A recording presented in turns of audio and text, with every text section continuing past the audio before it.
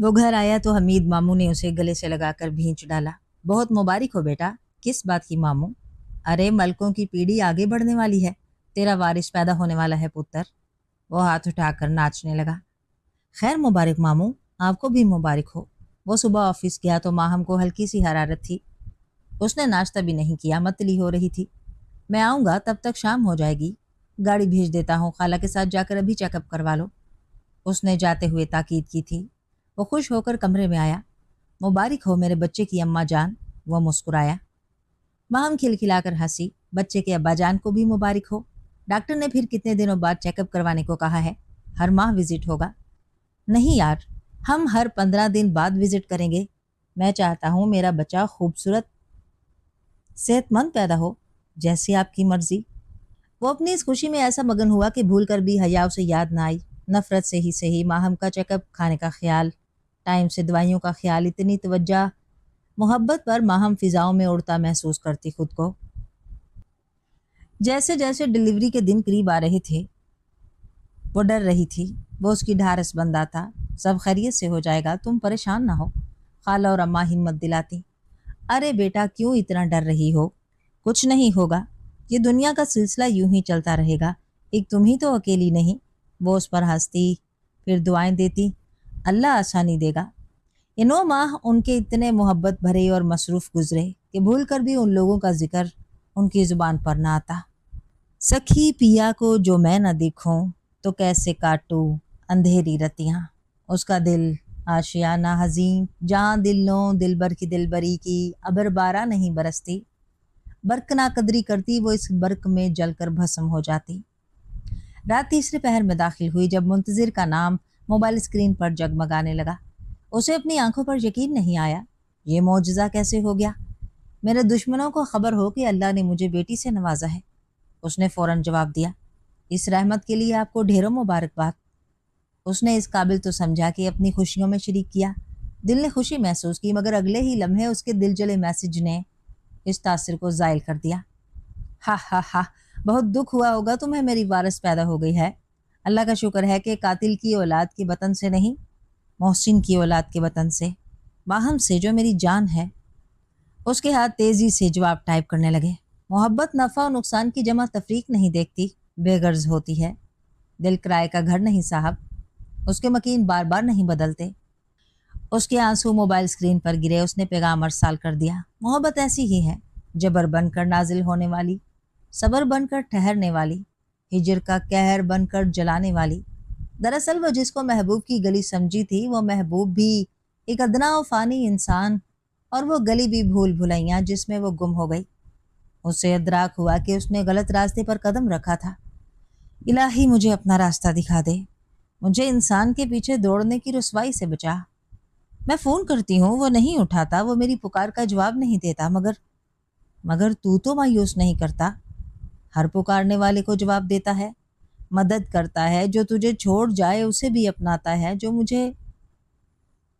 تو مجھے فانی کے عشق سے بچا دے، نکال دے مجھے باقی کا عشق عطا کر۔ صرف وہی نہیں سلگ رہی تھی، رات بھی ساتھ سلگتی تھی۔ اس کا چہرہ بھیگ گیا۔ یہ پہلی بار ہوا تھا کہ وہ رب صمد جو بے نیاز تھا اس سے ہم کلام تھی۔ جب بے بس ہوئی تو اس صمد بے نیاز رب کو پکارنے لگی، جس سے مخلوق کتنی ہی بے نیاز ہو جائے وہ پکارنے والے کی پکار سنتا ہے۔ اسے یہ ادراک بہت دیر میں ہوا کہ محبوب ہمیشہ بے نیاز ہوتا ہے، مگر رب صمد ایسا بے نیاز ہے کہ جس کے سامنے ایک بار نیاز سے، عاجزی سے بندہ جھک جائے تو وہ کہتا ہے تم 1 قدم بڑھاؤ میں 10 قدم بڑھاؤں گا۔ اس کے دل پر آہستہ آہستہ سکون اترنے لگا۔ اس کا دل بارگاہ عزدی میں جھکنے لگا تھا۔ اسپتال کے کمرے میں وہ سب خوش تھے۔ ماہم کو ہوش آ گیا تھا، سب اس کو مبارکباد دے رہے تھے، اس کا خیال رکھ رہے تھے۔ جس گھر میں پہلوٹی کی بیٹی اولاد ہو اس گھر میں فرشتے مبارکباد دینے آتے ہیں۔ خالہ نے اس کی پیشانی چومتے کہا، ہم اس کا نام مریم فاطمہ رکھیں گے، مرحومہ زبیدہ بہن کو بڑا پسند تھا۔ منتظر کی باری بھی کہا تھا کہ اگر بیٹی ہوئی تو مریم ہی نام رکھوں گی۔ حمید ماموں بہن کو یاد کر کے بولے، اگر ماں کو یہ نام پسند تھا تو میں یہی رکھوں گا۔ منتظر نے بیٹی کو سینے سے لگا کر کہا، ہاں ہاں ضرور بیٹا، کیوں نہیں، ساس نے خوش ہو کر کہا۔ दरवाजे पर दस्तक हुई। मैं देखता हूँ कोई डॉक्टर या नर्स ही होगी। बख्शल ने उठकर दरवाज़ा खोला। जी, ये मुंतज़िर साहब के लिए। ड्राइवर उसे बाहर से ही थमाकर वापस चला गया। अरे बेटा, ये तुम्हारे नाम कोई दे गया है? फूलों का गुलदस्ता, मिठाई का टोकरा, उसके ऊपर रखा कार्ड। किसने भेजा है? हमीद ने उससे लेकर साइड टेबल पर रखते हुए इस्तफसार किया। ये पूछने का उस आदमी ने मौका ही नहीं दिया। बस मुंतज़िर मियाँ का पूछा। मैंने कहा अंदर हैं। ये थमाया और ये जा वो जा, अभी देख लेते हैं। मुंतज़िर ने कार्ड खोलते हुए कहा, बेहद मुबारकबाद के साथ बेटी के जन्म पर मेरी तरफ से ये तोहफा। उम्मीद है पसंद आएगा। तुम्हारी हया मुंतज़िर हुसैन। उसने बुलंद आवाज से पढ़ा। माहम को अचानक बेचैनी ने आन घेरा। दिल जोर जोर से धड़क रहा था। तोहफा? ये मिठाई है? बख्शल इस्तेज़ाइया हंसा। नहीं, पावर ऑफ अटार्नी, मिल में अपना हिस्सा भी मेरे नाम कर दिया है। लेटर हाथ में पकड़कर लहराया। मुंतज़िर के चेहरे पर हैरत थी जो उसके लहजे से भी झलकती थी।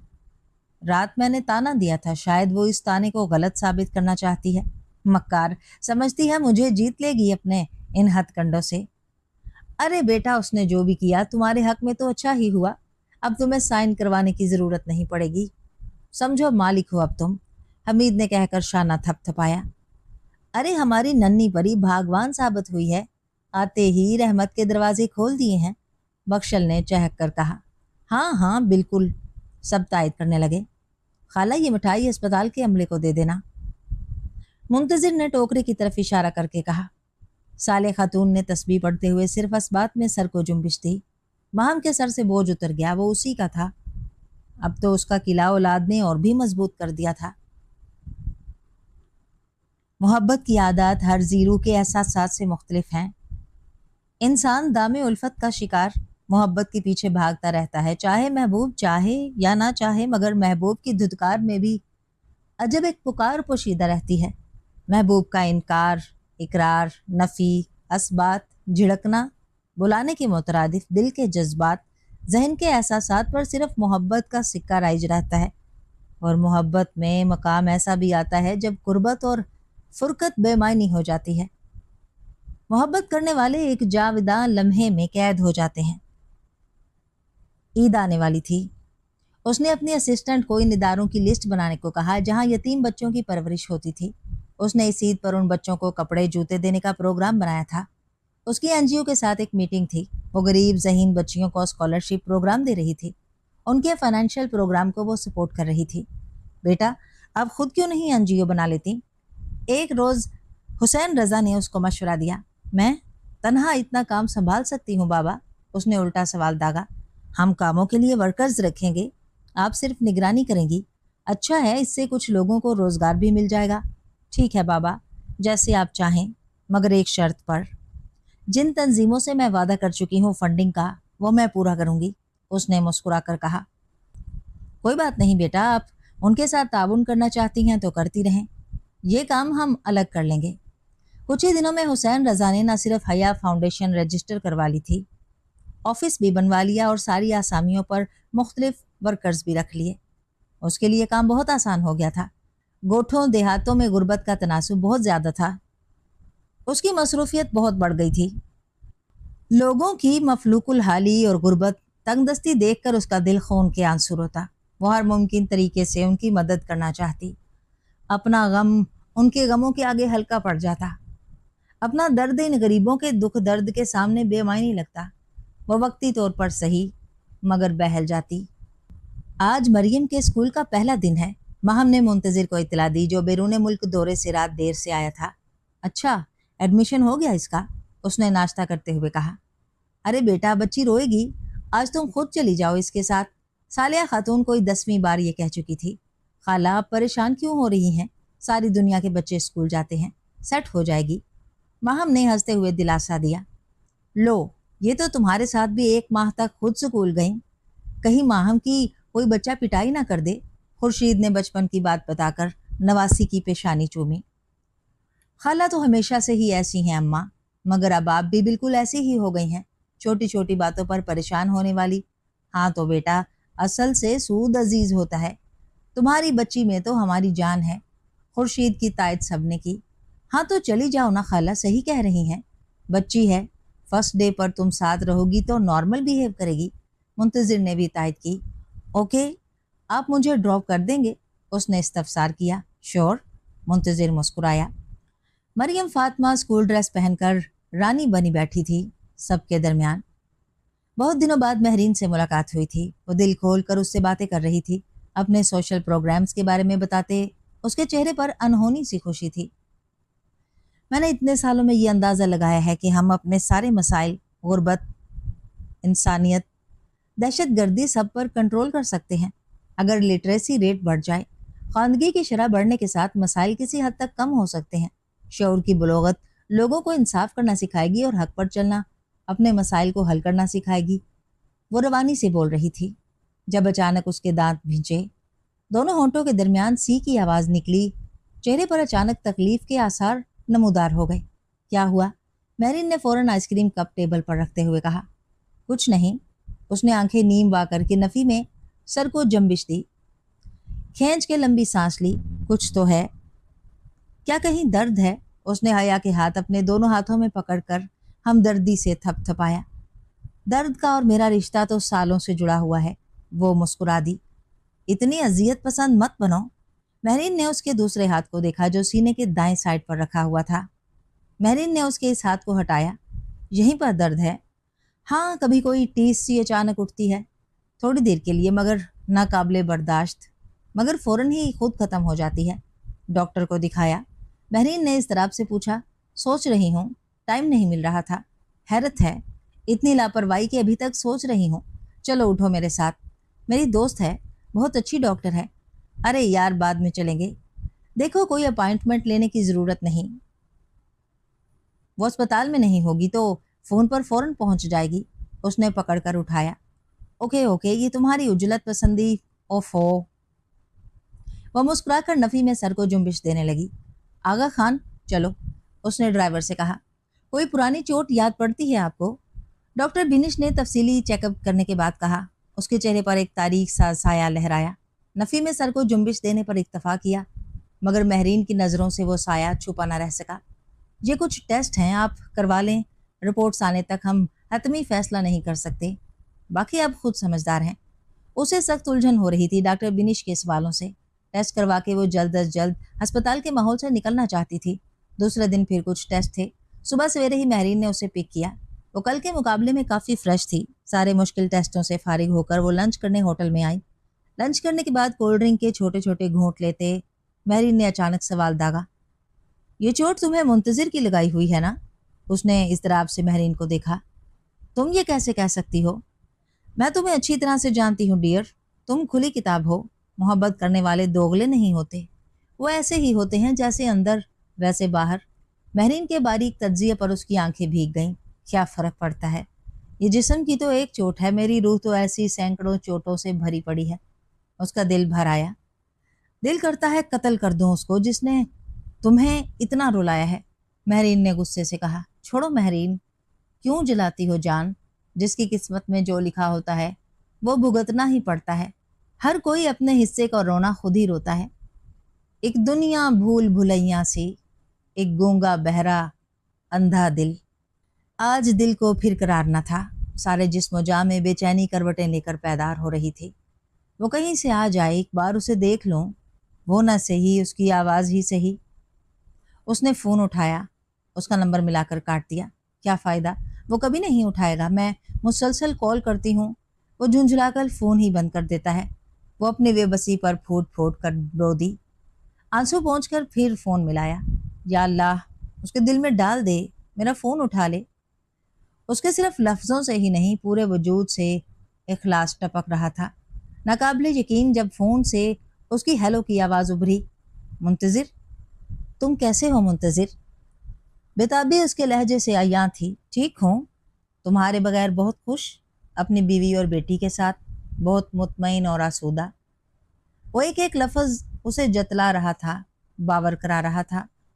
اس نے کال کاٹ دی اور وہ شدت سے رونے لگی۔ کیا ملا اس کی آواز سن کر، بات کر کے؟ میں نے ایک ایسے انسان کی پرستش کی، اس کی سزا یہ ملی ہے کہ وہ کبھی بھی میرا ہو ہی نہیں سکتا۔ परस्तिश तो सिर्फ उस ज़ात यकता की जानी चाहिए जो सिर्फ देना जानता है, लेने से बेनियाज बेपरवाह है।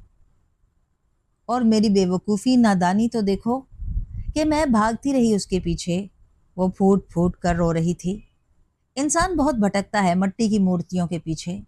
वो मट्टी ही निकलती हैं, मट्टी जो झड़ जाती है, पक जाए तो टूट जाती है, जो बार बार फना होती है। उसकी खातिर उसने अपनी अना को फना किया, ख्वाहिशात को फना किया, उसकी खुशी की खातिर गमों को गले लगाया। बस जिस बात में वो खुश, जिस तरह वो खुश, वो अगर उसको छोड़कर खुश है तो वो विसाल से दस्तबरदार हुई।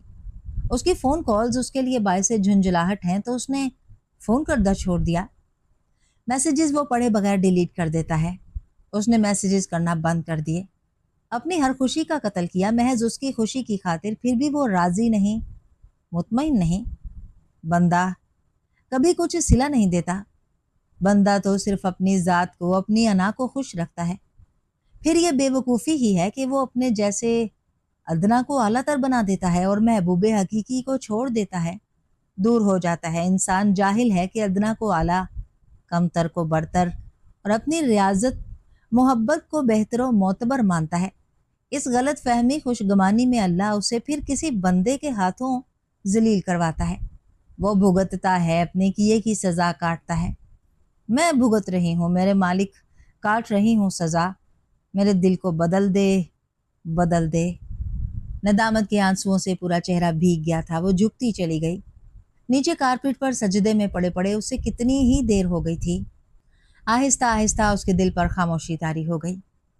नींद ने उसे अपनी आगोश में ले लिया। वो बेगम होकर सो गई, अपने सारे गम रब समद को सुनाकर बताकर बोझ हल्का हो गया। पाकिस्तान टेक्सटाइल इंडस्ट्री की नुमाइश लगी हुई थी। उसने 3 स्टॉल्स लगाए थे। इन स्टॉल्स को चेक करके वो बाहर निकलने को मुड़ा जब हुसैन रज़ा से उसका सामना हो गया था। वो तेज़ी से निकलना चाहता था मगर हुसैन रज़ा का हाथ उसके शाने पर जम गया।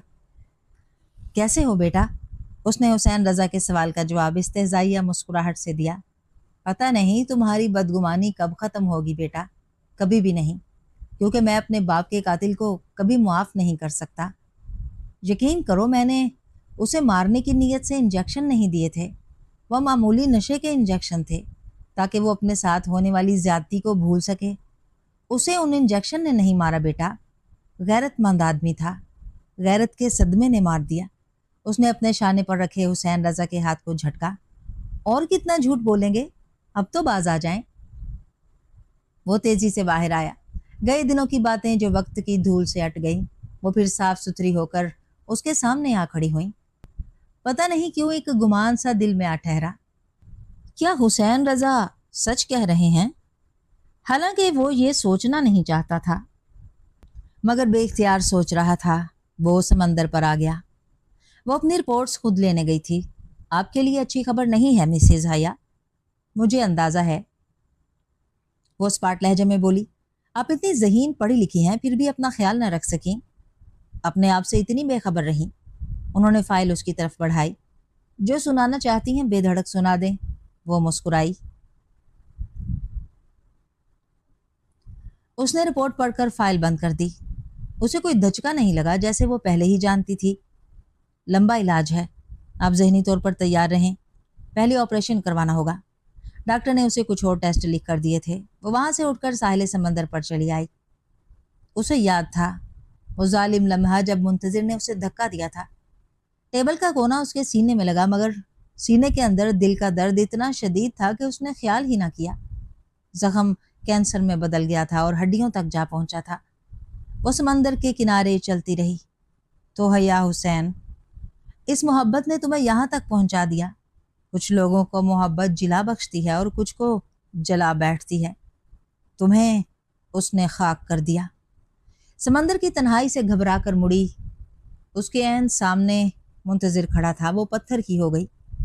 यही हालत उसकी भी थी। दोनों को धचका लगा था। इत्तफाकिया मुलाकात। क्या यूं भी वो एक दूसरे को सरे राह मिल जाएंगे? उन दोनों ने तो इन राहों से किनारा कशी इख्तियार कर ली थी जिन पर एक दूसरे के होने का गुमान भी होता था। हैरत, सुकून, खामोशी। कुछ लम्हे साकित व मबहूत हो गए थे। कैसी हो? मुंतज़िर हसनैन, मैं तुम्हारे बगैर कैसी हूँ, अपनी आंखों से देख लो। उसने दोनों हाथ उसके दोनों शानों पर रखे। सिसकी उभरी। वो दोनों अपनी बेसाख्तगी पर हैरान थे। वो खामोश था।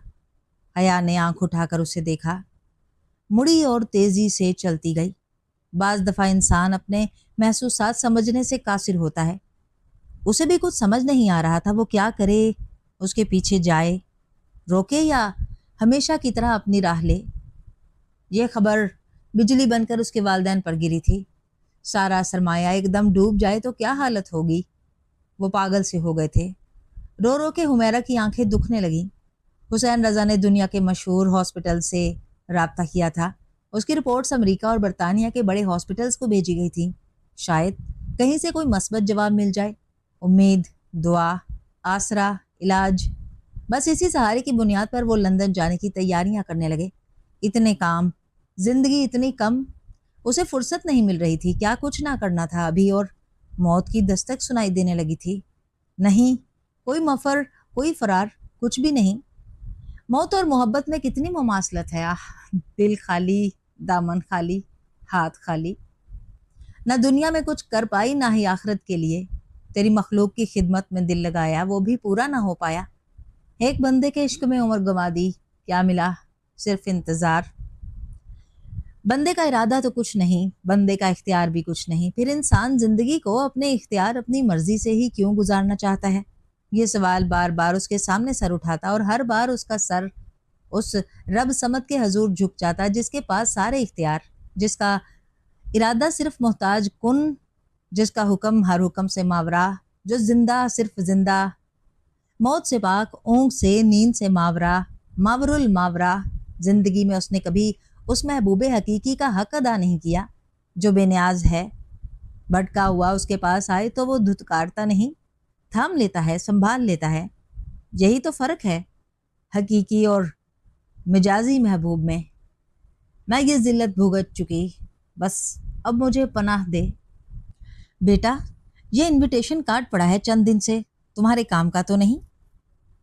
खुर्शीद ने, जो अपनी निगरानी में मासी से सफाई करवा रही थी, लाउंज में बैठी सालिया खातून से बातें करती माहम से पूछा। माहम ने हाथ में लेकर देखा। अम्मा, ये तकरीब तो परसों हो चुकी है, अब ये बेकार है। उसे पता था कि अम्मा सारे अखबारात कार्ड्स फेंकने नहीं देती हैं। उनमें कुरान का तर्जमा लिखा होता है, फेंकने से बेअदबी होती है। वो लफ्ज़ की हुर्मत बरकरार रखने की सख्त कायल थी। तुम इस तकरीब का बता रही थी ना बेटा, जहाँ हया आई हुई थी? जी खाला, वो मेहमान खसूसी थी। तुम्हारा उससे सामना हुआ? नहीं खाला, मैं तो उसे देखकर आखिरी रो में जाकर बैठ गई। मैं नहीं चाहती थी कि मेरी दोस्त की तकरीब में कोई बदमज़गी हो जाए। मगर वो आई क्यों थी बेटा? खुर्शीद ने सादगी से पूछा। अम्मा, वो NGO के मुख्तलिफ प्रोजेक्ट को स्पॉन्सर करती है, इसलिए आई थी। इन लड़कियों को सर्टिफिकेट देने जिनके तालीमी सिलसिले को उसने सपोर्ट किया है। सुना है वो दिल खोल कर लोगों की मदद करती है। खुर्शीद दबे लहजे में बोली। जी अम्मा, बहुत सी NGOs के साथ ताउन करती है। उसने खुद भी अपनी फाउंडेशन बना रखी है। अरे बेटा, हुसैन रजा ने इतनी हराम की दौलत कमाई है, आखिर क्या करेगा? अच्छा है कुछ गरीबों का भला हो रहा है। बख्शल हंसा। बस बेटा, नबियों के घर काफिर, काफिरों के घर नबी पैदा होते रहते हैं। है तो ये भी गुनाहगार माँ बाप की औलाद, मगर है नेक। अंदर आता मुंतजिर उनकी बातों पर कुछ लम्हे के लिए बाहर ही रुक गया। हाँ अम्मा, मेरी दोस्त बता रही थी कि तकरीब इतनी जल्दी इसलिए अरेंज की कि इसी रात हया की फ़्लाइट थी, लंदन जा रही है वालदैन के साथ। हाँ, ये भी बड़े लोगों के चौंचले हैं। हम भी अब बड़े लोग हैं, अब हम भी जा सकते हैं। बख्शल अकड़ के बोला। हाँ बाबा, क्यों नहीं, अब की छुट्टियों में हम सब चलेंगे। लो, मुंतजिर बेटा भी आ गया, बख्शल ने खुश होकर कहा। उसने महसूस किया जैसे माहम ने उसको देखकर दानिस्ता मौजू बदल दिया था। वो कहीं भी जाए अब उसका इलाज मुमकिन नहीं। महरीन को बार बार डॉक्टर बिनिश की बात याद आ रही थी। उसे रह रह कर पछतावा हो रहा था वो क्यों मियाँ के साथ दुबई शॉपिंग फेस्टिवल चली गई। जब वापस आई तो हया, हुमैरा फुफ्फो, अंकल लंदन चले गए। उसने फ़ोन करके हया से रिपोर्ट्स के बारे में पूछा था तो उसने सब क्लियर है का बताया था। वो मुतमईन हो गई। 1 माह बाद उसका मैसेज आया था कि वो यूरोप के तफरीही दौरे पर जा रही है। वो साल में एक बार बैरून मुल्क फैमिली के साथ जाती थी। ये कोई नई बात ना थी जिस पर वो चौंक उठती। और आज जब बिनिश से मुलाकात हुई थी तो बिनिश ने हया के बारे में पूछा था। वो बिल्कुल ठीक है, آج کل محترمہ یورپ گئی ہوئی ہیں، وہ کہیں بھی جائے اب اس کا علاج ممکن نہیں، وہ اب لاسٹ اسٹیج پر ہے مہرین۔ ڈاکٹر بنش نے نفی میں سر ہلایا، اس کے پیروں تلے زمین سرک گئی تھی۔ بنش کو اس کے چہرے کے تاثرات سے اندازہ ہوا کہ وہ شاکڈ رہ گئی ہے۔ لگتا ہے تم لا علم ہو اس کی بیماری سے، یہ بات اس نے مجھ سے کیوں چھپائی؟ اس کا گلا رند گیا۔ تمہارے ٹرپ کو بدمزہ نہیں کرنا چاہتی ہوگی، ایک اچھے دوست کی یہی نشانی ہوتی ہے مہرین۔ گھر آ کر بھی وہ پریشان رہی، چاہنے کے باوجود وہ فون نہیں کر پا رہی تھی۔ وہ کیا کہے گی حیا سے، بار بار آنکھیں بھر آتی۔ خود میں بات کرنے کا یارہ نہ رہا تو اسے میسج کیا، اب کیسی ہو حیا؟ چند گھنٹوں بعد جواب آیا تھا، پہلے سے بہتر ہوں۔ اس نے سکون کی سانس بھری، وہ اس کے اب سے بات سمجھ گئی اور وہ اس کے پہلے سے۔ کچھ لوگ کہی ہوئی بھی نہیں سمجھتے اور کچھ انکہی بھی سمجھ جاتے ہیں، جو انکہی سمجھ لیں ان کا شمار بہترین دوستوں میں ہوتا ہے۔ حیا نے اپنی غیر موجودگی میں حیا فاؤنڈیشن کی عارضی ذمہ داریاں مہرین کو سونپ دی تھیں۔ اس عرصے میں حسین رضا 2 بار پاکستان آئے تھے بزنس ڈیلنگ کے سلسلے میں، مگر یہ حقیقت تھی کہ اب ان کا بزنس میں بھی دل نہیں لگتا تھا۔ دونوں ہمہ وقت حیا کے ساتھ ہوتے۔ ان تینوں فریقوں کو اس بات کا اچھی طرح اندازہ تھا کہ جو وقت گزر رہا ہے وہ پھر نہیں آئے گا۔ وہ ایک دوسرے کے ساتھ کی کوئی گھڑی ضائع نہیں کرتے تھے۔ وہ خود ان کے ساتھ زیادہ سے زیادہ وقت گزارنا چاہتی تھی۔ اس کی ماں گھنٹوں اس کو تکتی رہتی، پھر اچانک پھوٹ پھوٹ کر رونے لگتی۔ باپ کا دکھ وہ سمجھ سکتی تھی، وہ اندر ہی اندر گھل رہے تھے۔ اسے لگتا کہ صرف وہی نہیں، اس کے ساتھ وہ دونوں بھی اس بیماری کو جھیل رہے ہیں۔ اس کے پاس اب بہت تھوڑا سا وقت رہ گیا تھا اور اسے پاکستان میں بہت سے اہم اور قانونی فیصلے کرنے تھے۔ میں پاکستان واپس جانا چاہتی ہوں۔ جیسے آپ کی مرضی بیٹا۔ حسین رضا نے اختلاف نہیں کیا، مگر بابا پہلے عمرہ کریں گے، اس نے حتمی فیصلہ سنایا۔ ان تینوں نے جوش و خروش سے عمرے کی تیاری کر لی۔ بابا اگر حج تک مجھے مہلت ملی تو ہم حج بھی کریں گے، ورنہ آپ دونوں تو حج ضرور کرنا۔ وہ لرز اٹھے، کانپ گئے۔ کیسی باتیں کرتی ہے میری جان؟ حمیرہ پھوٹ پھوٹ کر رونے لگی۔ میں نے راتیں جاگ جاگ کر اللہ سے تیری زندگی مانگی ہے، تجھے کچھ نہیں ہوگا۔ وہ ماں کو گلے لگا کر تھپ تھپاتی رہی، اپنے وجود سے دلاسا دیتی رہی۔ وہ سفید احرام میں بہت مشکل سے خانہ کعبہ کے غلاف تک پہنچی تھی۔ وہ اپنی ایڑیاں اوپر اٹھا کر غلاف تک پہنچنا چاہ رہی تھی، پاؤں کی انگلیوں اور انگوٹھوں میں جسم کا بوجھ ڈال کر ہر حالت میں غلاف کعبہ کو پکڑنا چاہ رہی تھی۔ اس کا ہاتھ غلاف سے مس ہو رہا تھا، اس کی آنکھوں سے آنسو بہہ نکلے۔ تو وہ خدا ہے جس کو 80 سال تک بت کی پوجا کرتے بت پرست نے بھول کر یا صنم سے یا سمد کہا تھا، اور تو نے فوراً جواب دیا تھا، لبیک یا عبد، میں حاضر ہوں میرے بندے۔ اور ملائکہ نے کہا، مولا اس نے 80 سال تک یا صنم کہا ہے، بوڑھا ہو گیا ہے، اونگ آ گئی ہے، تبھی غلطی سے یا سمد پکار بیٹھا ہے۔ تجھے نہیں پکارا، غلطی سے کہہ بیٹھا ہے، تو پھر بھی جواب دے رہا ہے۔ اور تو نے فرشتوں کو کہا تھا، پھر مجھ میں اور اس بت میں کیا فرق رہ جائے گا جس نے 80 سال تک اسے جواب نہیں دیا؟ میں 21ویں صدی کی وہی بت پرست ہوں مالک، یا صنم کہنے والی۔ سالوں تک صنم صنم کرتے عمر کی ساری پونجی لٹا کر اب صنم سے صمد یاد آیا ہے، اور صمد اتنا مہربان، اتنا رحیم، اتنا کریم، شکوہ نہیں کرتا، تانا نہیں دیتا، دھتکارتا نہیں، اپنے دوار سے لوٹاتا نہیں، فوراً سایہ یافیت میں لے لیتا ہے۔ بے شک تیری یہی شان، یہی تیرا ظرف ہے، کوئی پلٹے تو تیری جانب، اور میں حیا حسین پلٹ آئی ہوں تیری جانب۔ مجھے اپنا لے، مجھے سکون دے، مجھے راحت دے اپنے ذکر میں، مجھے مصروف کر اپنی فکر میں۔ وہ پھوٹ پھوٹ کر رو رہی تھی، بآواز بلند دعا مانگ رہی تھی۔ اس کے دل کا بوجھ ہلکا ہو گیا، اس کے دل پر سکون کا نزول ہو رہا تھا۔ اس نے خود کو رب کعبہ کو سونپ دیا تھا۔ وہ گھر لیٹ آیا تھا، چینج کر کے سونے کی تیاری کرنے لگا۔ بیٹی کے کمرے میں آیا، اس کو پیار کر کے چادر ٹھیک سے اڑائی۔ اپنے کمرے میں آیا تو ماہم سو چکی تھی۔ کتنی پرسکون نیند تھی، زندگی کتنی مطمئن اور پرسکون ہے اس کی سنگت میں۔ اسے ماہم پر پیار آ رہا تھا۔ وہ چادر صحیح کر کے سونے کی تیاری کر رہا تھا جب میسج ٹون بجی۔ اس نے نہ چاہتے ہوئے بھی جماہی لیتے موبائل اٹھایا۔ حیا کا نام سکرین پر دیکھ کر ناگواری تو ضرور ہوئی، مگر کافی عرصے بعد اس کا میسیج آیا تھا، پڑھے بغیر نہ رہ پایا۔ سارے جھگڑے تھے زندگانی کے انیس، جب ہم نہ رہے تو کچھ بکھیڑا نہ رہا۔ زندگی جو میری آنکھوں میں جیتی تھی آنکھوں میں ہی مر گئی۔ اب آخری بار ملنے کے لیے آ جاؤ، کہیں حسرت دیدار نہ رہ جائے۔ مکر و فریب تو تم لوگوں کی ذات سے منسلک ہے، پھر کوئی نیا ڈرامہ کیا ہے؟ اس نے جواب دے کر فون رکھا تھا کہ اس کا میسیج پھر آیا۔ وہ پڑھنے سے رہ نہیں پایا۔ محبت ہم جیسوں کے لیے روح کی تکمیل ہوتی ہے۔ تمہیں کیا پتا منتظر حسین، تم کیا جانو ہم کوزاگروں نے جہانے معلوم کے خزانے سے کیسے کیسے موتی چنے اور محبت کے خزینے پائے۔ اب محبت مجھے تہجد پڑھنے والے کی طرح اطمینان قلب مہیا کرتی ہے۔ اس کے پاس اس کے میسیج کا کوئی جواب نہ تھا۔ دل ہی دل میں خود کو کوسا جو اس کے میسیج کا جواب دے دیا۔ شاید یہی وہ چاہتی تھی۔ نیند آئی تو مگر بڑی مشکل سے۔ اس کے دوسرے میسیج کا کوئی جواب نہیں آیا تھا۔ وہ 1 گھنٹے تک بستر پر بے چینی سے کروٹیں بدلتی رہی۔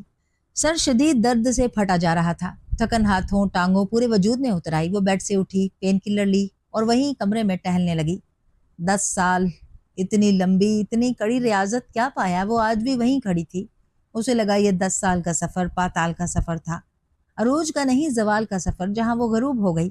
جتنا اس کی چاہت کی دلدل سے نکلنا چاہا اتنا دھنستی چلی گئی۔ تھکاوٹ اس کی رگوں سے گزر کر دل کے اندر پہنچ گئی۔ اس نے کئی بار سوچا، عشق ملن سے ماورا ہے، محبت میں لین دین کا کوئی سلسلہ سرے سے موجود ہی نہیں۔ محبت تو دین ہی دین ہے، مگر اب تھک گئی تھی۔ 10 سال اس نے صرف دیا تھا، لیا کچھ نہیں۔ اس کی جھولی محرومیوں، نفرت اور دھتکار سے بھری ہوئی تھی۔ وہ اس اذیت سے چھٹکارا حاصل کرنا چاہتی تھی۔ آنسو اس کے رخساروں پر سے پھسلتے چلے گئے۔ رفتار کم یا زیادہ ضرور تھی۔ وہ لڑکھڑائی، بے چینی سے اٹھی۔ اسے کسی کل چین و قرار نہیں تھا۔ وہ اپنے بیڈ روم میں چکراتی رہی۔ منتظر چاند پر بیٹھا تھا اور وصال کا لمحہ ناقابل تسخیر تھا۔ وہ چکور کی طرح چکراتی رہی۔ اس سے لگ رہا تھا وہ اس کے گرد چکرا چکرا کر مر جائے گی۔ وہ رات کے میسیج بھول چکا تھا۔ ناشتہ کر کے آفس پہنچا۔ ایک اہم کاروباری وفد سے ملاقات تھی۔ اس معاہدے کو حتمی شکل دے کر میٹنگ روم سے آفس میں آیا تو بیرسٹر وقار احمد کو موجود پایا۔ مصافحہ کر کے انہوں نے اس کے سامنے ایک فائل رکھی۔ حیا بی بی بیمار ہو کر ہاسپٹلائز ہو گئی ہیں۔ یہ وصیت نامہ ہے ان کا۔ انہوں نے اپنے حصے کی جائیداد کا کچھ حصہ آپ کی بیٹی مریم فاطمہ کے نام کر دیا ہے اور اکاؤنٹ میں ان کے حصے کی جو رقم بنتی ہے حیا فاؤنڈیشن کو ڈونیٹ کی ہے۔ ایک اور اہم بات، جب تک ان کے والدین حیات رہیں گے تب تک وہ حیا فاؤنڈیشن کے چیئرمین رہیں گے۔ ان کی وفات کے بعد بورڈ آف گورنرز کی سربراہی مریم فاطمہ کریں گی اگر وہ بالغ ہو گئیں، ورنہ ان کی بلوغت و تعلیم مکمل ہونے تک یہ ذمہ داری آپ نبھائیں گے۔ اور سب سے اہم اور خاص بات، حسین رضا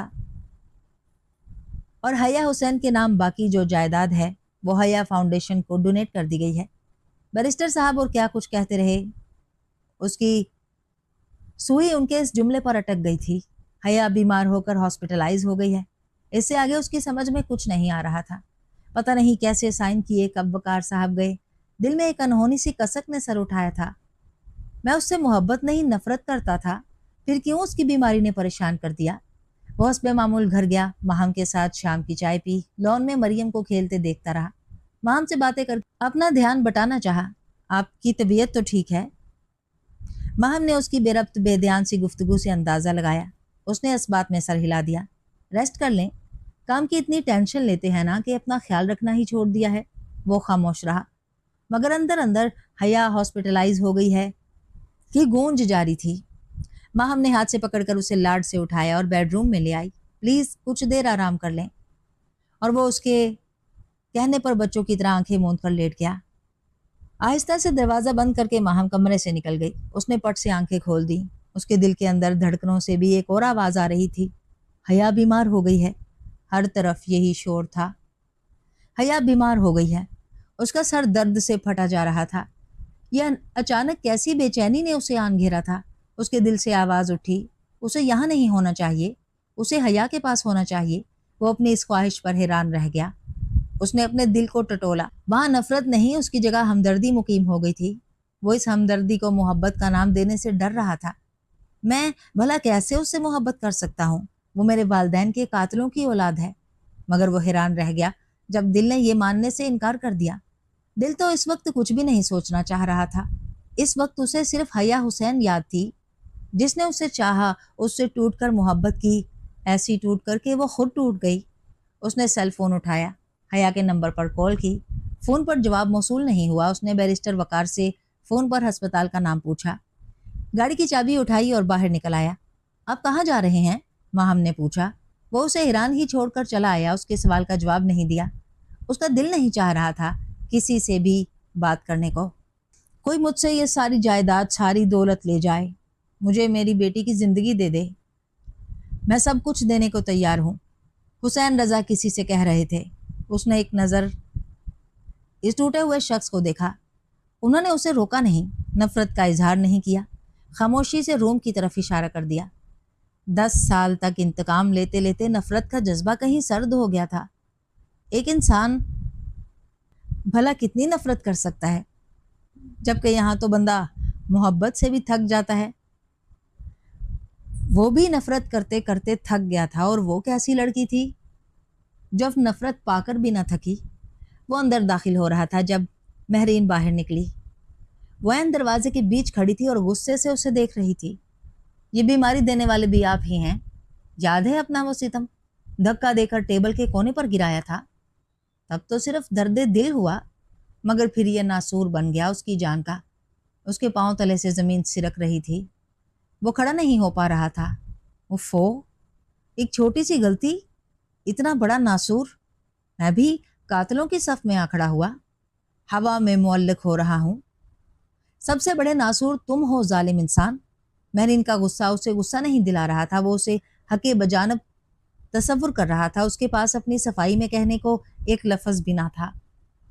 حسین رضا نے بڑھ کر مہرین کو بازو سے پکڑ کر آگے سے ہٹایا۔ وہ اس کے لیے دروازہ کھول دیا۔ وہ سامنے بیڈ پر لیٹی تھی، بہت کمزور، نحیف، اور جب آخری بار سمندر پر ملا تھا تب تو وہ ٹھیک تھی۔ اچانک ان 2 سالوں میں کیا ہو گیا تھا؟ اس نے ہینڈل کی آواز پر اس طرف دیکھا تو حیران رہ گئی۔ وہ کسی مجرم کی طرح چھوٹے چھوٹے قدم اٹھا کر اس کے قریب آیا۔